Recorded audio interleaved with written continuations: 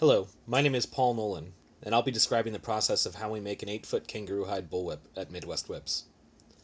The first step is to cut out the core and attach it to the handle foundation. After a hide is selected, it is trimmed, and the first 4-strand belly is cut.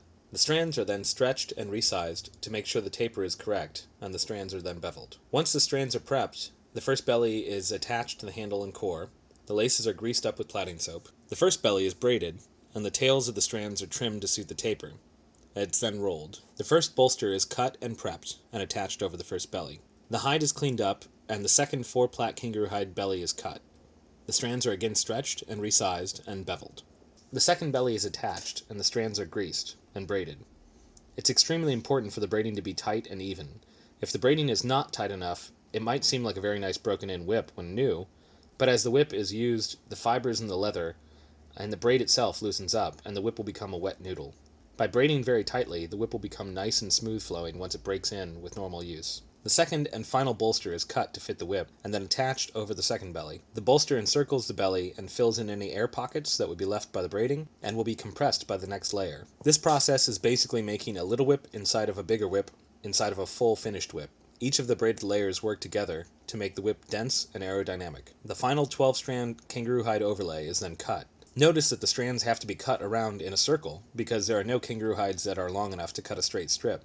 The strands are again stretched, resized, and beveled. It is important to get the most stretch out as possible ahead of time, because when pulling tightly during braiding, any unexpected stretchy spots could cause inconsistency in strand width, potentially causing gaps in the braiding.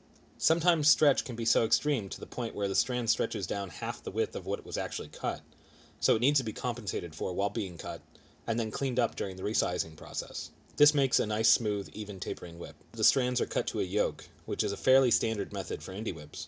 It's a nice way to keep everything together and to cut from. It also acts as an anchor to plait from on the hook, and will also be used to cover the knot foundation and cap the end of the handle.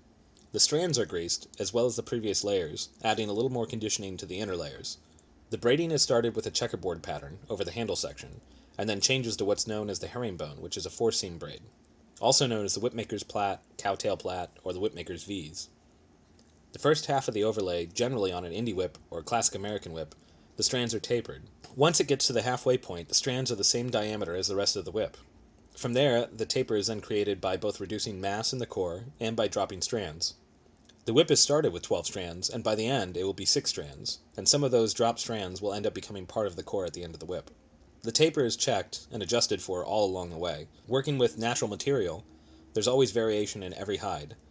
Something David Morgan said to me once, about 15 years ago, was that once you've made your 1,000th whip, then you'll fully realize how little you actually know. At the time, I had made about 200 or 300, and I thought, I know what I'm doing, I make a pretty good whip. But once I finally hit that 1,000th whip, I suddenly understood what he meant by that.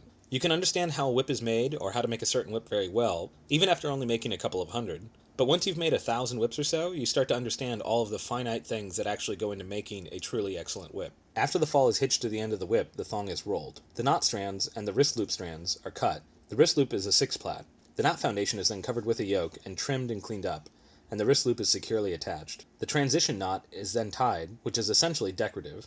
Its only function is to cover up the transition between the checkerboard and the 4-seam braid. The end knot is then tied with a 5-part 4-bight Turk's head knot with 3 passes. I call it the David Morgan knot because it's most commonly used in the indie-style whips, which David Morgan designed and created, and they're now iconic. After the knots are tied, they are shaped and rolled. A coat of shellac is applied to the whip. The popper is attached, and there you have it, a finished 8-foot 12-plait kangaroo hide whip with double-plaited kangaroo hide bellies.